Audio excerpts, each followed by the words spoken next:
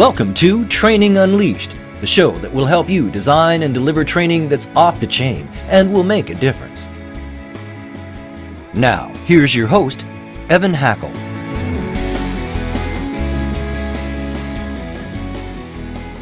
Everyone, welcome to another exciting episode of Training Unleashed. Today we're going to have a fantastic episode. I have with me Julianne Sullivan. She is a business culture expert, and business culture to me is a personal passion. I think it's kind of funny. I think most companies never really even think about it.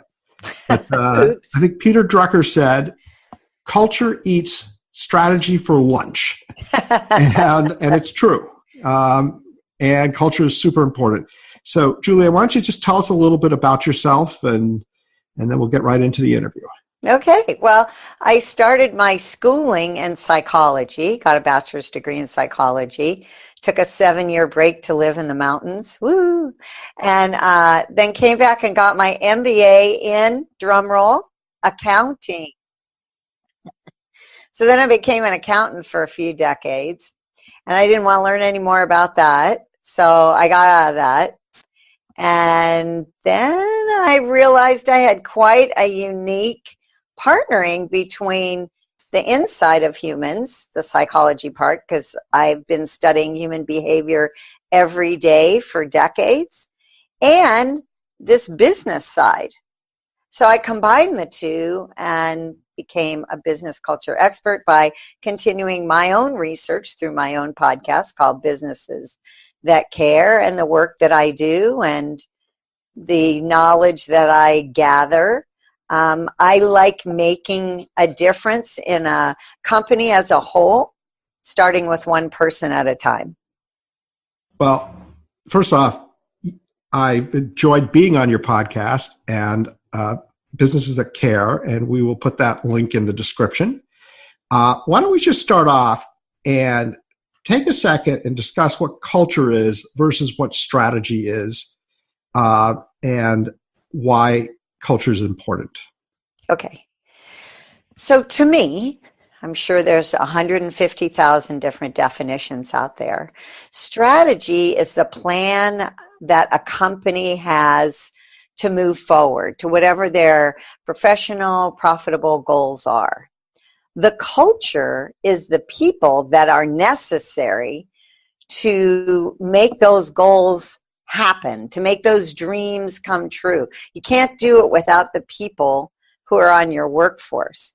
So creating that culture where everyone is very keenly aware of what the goals are, and here's the big thing, why they're important, not only to the company, but to each individual. That's how you build a really good culture. When you have a culture like that, all those dreams and goals and strategies move forward in a lot more consistent, efficient, and effective way. I like to say that every company has a culture. Yeah, just some of them aren't. Yeah, right. Right. It's just whether it's a healthy culture or unhealthy culture. Correct.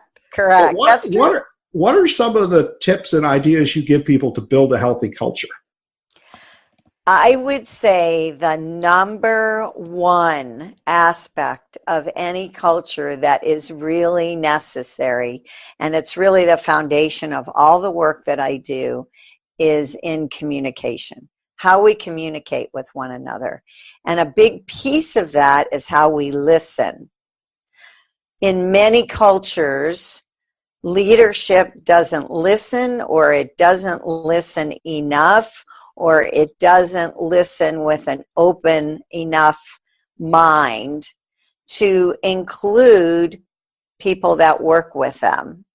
And when people feel like they are really a part of what's going on and they understand the whys and wherefores, again, everybody works harder, smarter, are happier. I almost cringe when I use the word happier, because when I first started out in this business, that was my whole thing. Let's work happier. And one of the things I found was, corporate America didn't like that word, happier. It was, I didn't like that at all. But when people work happier, I'll say it now, you know what? They're healthier. They actually come to work more often. They get up in the morning and they say, I want to go to work. I want to contribute, as opposed to, the sun's shining. I think I'll go on a picnic, as opposed to going to work. I can't agree with you more. People need to know why they're important, how they contribute. Good communication is the heart of that. And people that are happy at work are more productive at work. Yeah, and they're more creative and they're better problem solvers. And every other aspect you would want in a workforce happens when people feel like they are in a culture they really belong to and feel comfortable in. Training Unleashed is brought to you by Tortal Training, specializing in e-learning and interactive online training solutions for corporate, government, nonprofit, and franchise organizations. Tortal makes effective training easier. Just go to tortal.net to gain access to real-world tools that can make a difference. That's tortal.net. Tortal.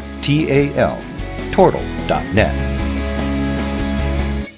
I was talking to somebody we both now know, Katrina Mitchell, just this morning, actually.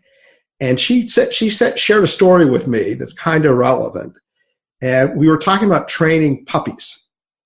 And she says it's a lot easier to do it right. She's a professional puppy trainer, by the way. You probably don't know that. Oh, she says cool. It's a lot easier to do it right the first time than it is to try to fix it later. That's true with everything in life, isn't it? Yeah. So maybe talk a little bit, because we have training professionals that are primarily listening. How can the training department help with the onboarding from a culture perspective to help people within the organization really get and understand the culture and be good listeners and collaborate, understand the strategy and how they're important? Well, not to plug my own podcast, but on Businesses That Care, one of the things I have companies do is utilize that, and they have, as a recruiting tool. So they have people who are coming in to the company to work for the company, listen to the podcast, and if they don't like what they hear in the culture of the podcast, they don't apply, which is a lot better off than wasting everyone's time, not to mention money if they are hired. So the other great thing to do, which a lot more companies are doing, and a great way to match up different generations, is to assign a mentor. Here's something that happens. Before you go too far, I want to point this out. Your idea of talking about culture beforehand, before they come on board, brilliant. Really, really good idea, because if you have someone who's not a good cultural fit, no matter how much you talk about culture, you can't do anything with. So I just wanted to highlight that, because I think that's a big idea that my guess is 99% of the people listening haven't thought of. So I think it's important, whether you do it through a podcast or whatever. I think it's really important when you're interviewing someone to ask certain questions that will give you the answer of whether they're going to be a good fit in your culture. Because you strive to build a certain culture, and if someone doesn't like that from the offset, it might be difficult for them to be a good fit. And people aren't going to be a good fit everywhere. It doesn't make them a bad person or a better person. It's just not a good fit. So that's number one. Find out before they even come on. So let's talk about this mentoring. So boomers love to mentor because it makes them feel good. And actually, millennials like to be mentored. It makes them feel good because they feel like they're getting a leg up on what they should know. So it's a great way to get different generations together, and while they're working together, they are going to find out aspects of those generations they wouldn't normally know, which is going to make them not so odd to each other, right? Because how they grew up is really different. The next generation is going to be even more different. Every generation has a set of life experiences they grew up with that make them very different. So that's another good way about mentoring. And another good idea, I think, is to have a central person.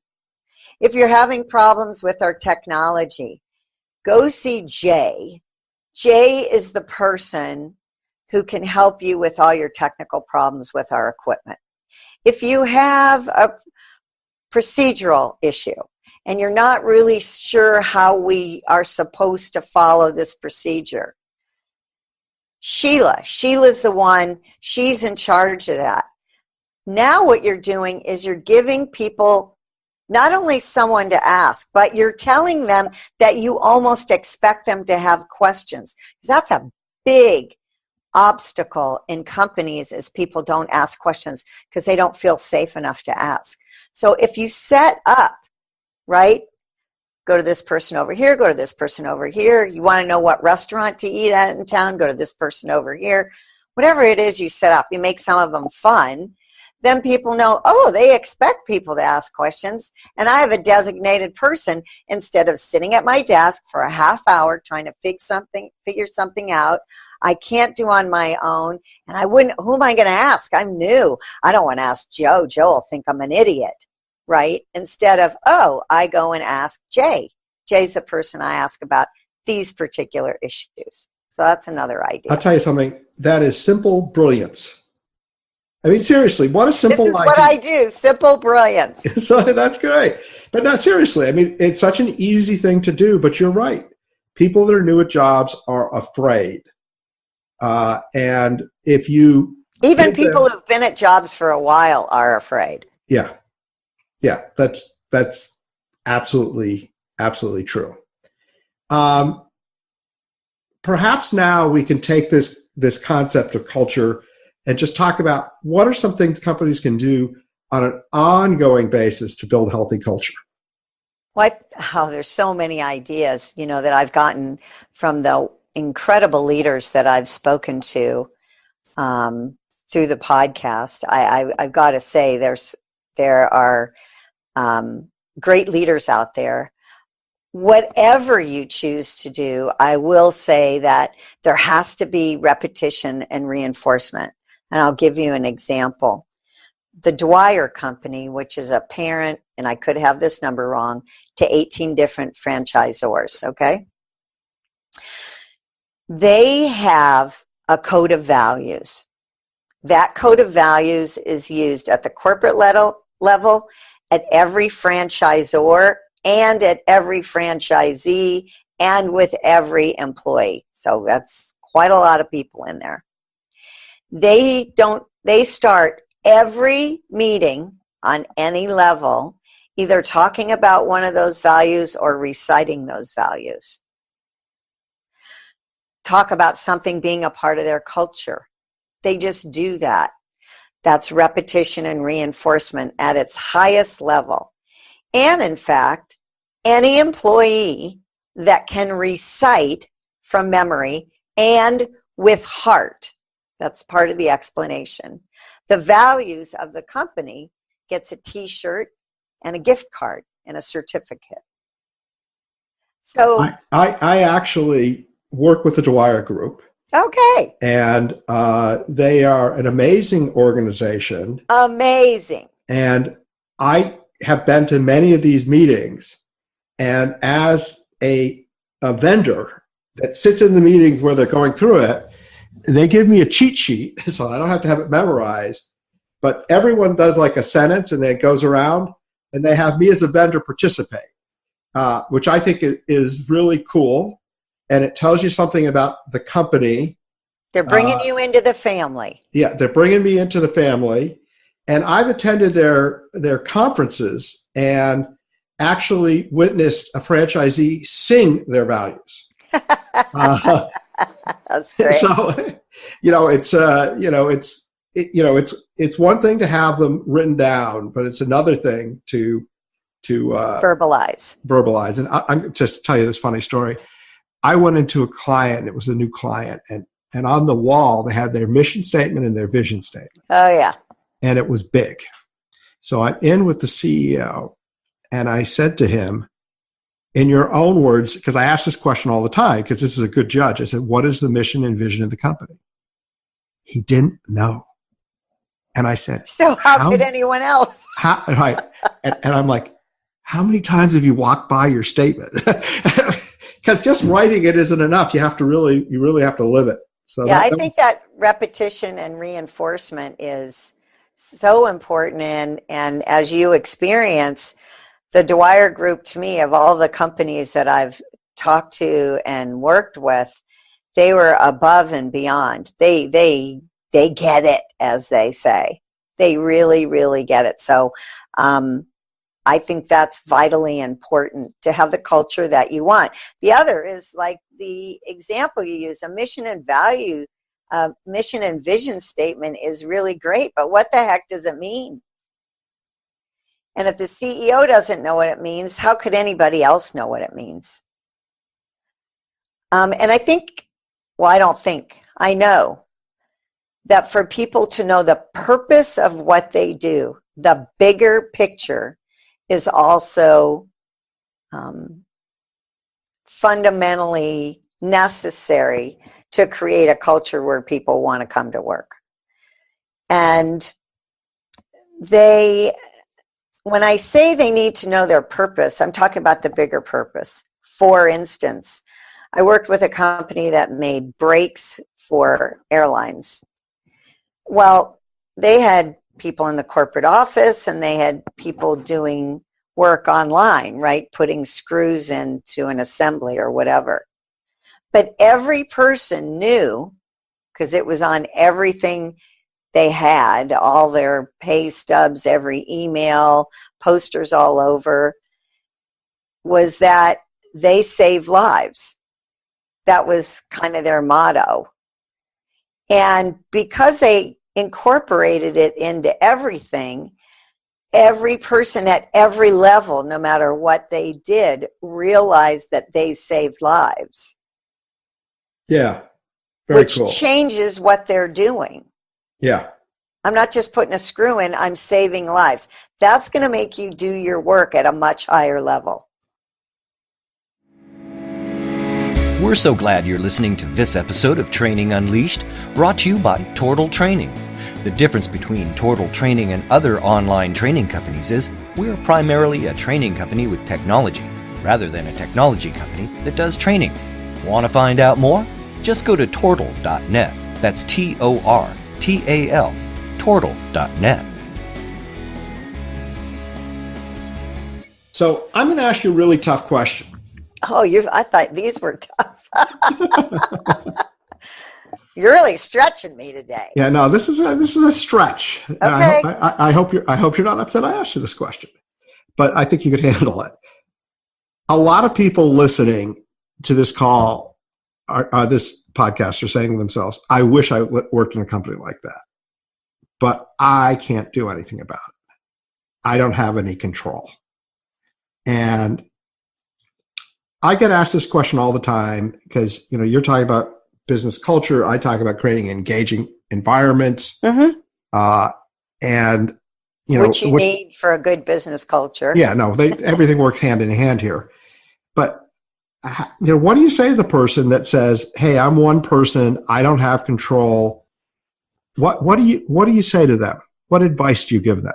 It's kind of funny because just today I was practicing in my car a presentation about change, and this came into my mind because there are people out there who say that. And here's what I say to that. Each of us can be an example of what we want the world around us to emulate. When you're little babies, you need your parents to change your diapers and feed you. And at some point, you become an adult. Hopefully. I'll add that. And at that point, it's not up to your leadership, your managers, your supervisor, your friends, or your family. It is up to you to make the world you live in. And if you're in a company where the culture isn't all that you want to be, you want it to be, you can make your energy space, for a lack of other words, the world you want to be. So if you would like people to listen more, then you need to listen more.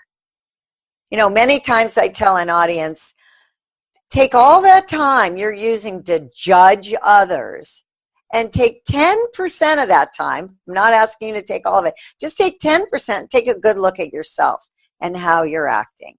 Now, if you're really in a culture that you feel is keeping you underfoot, if you really feel like people are oppressing what you could be, then your decision may be to find someplace else.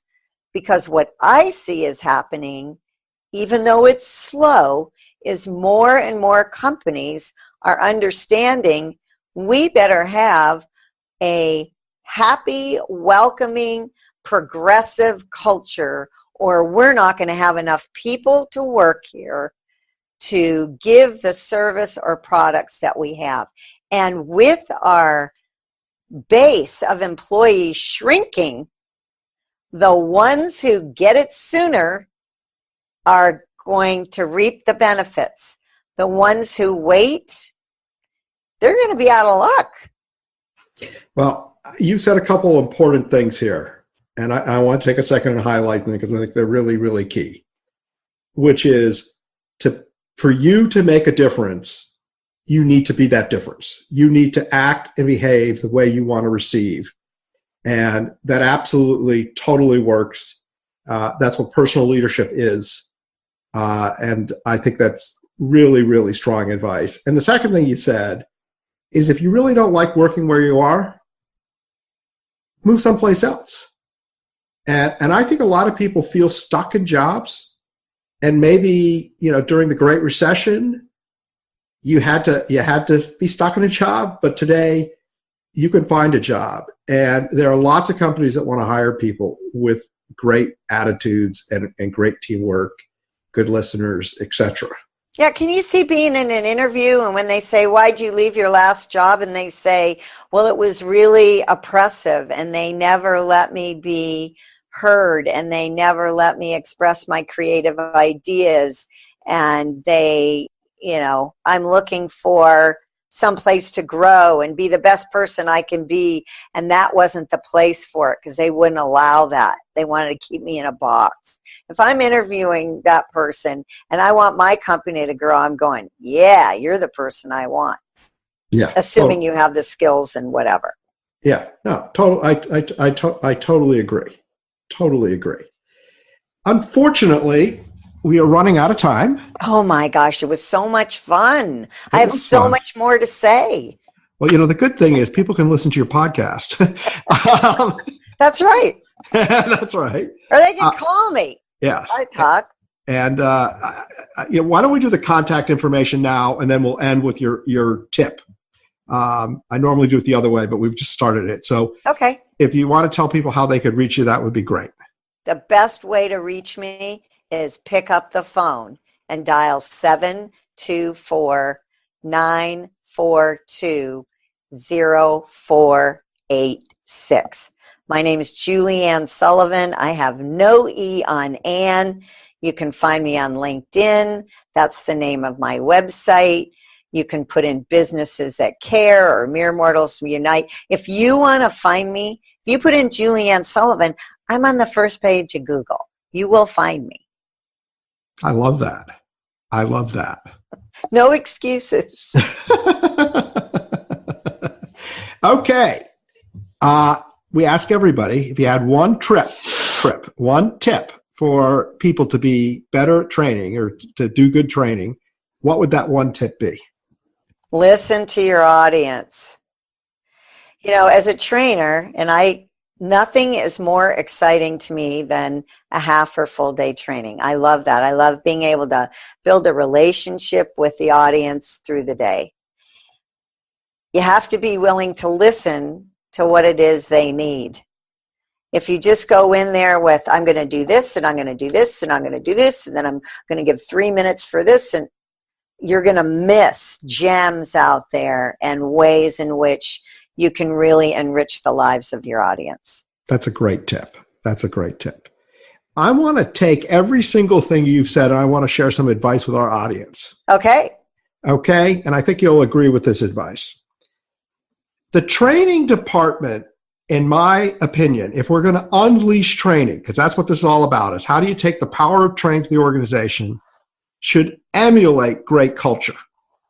And if your organization doesn't have great culture, doesn't have these best practices that we've been talking about, not just that you should emulate it, but the training part should emulate it.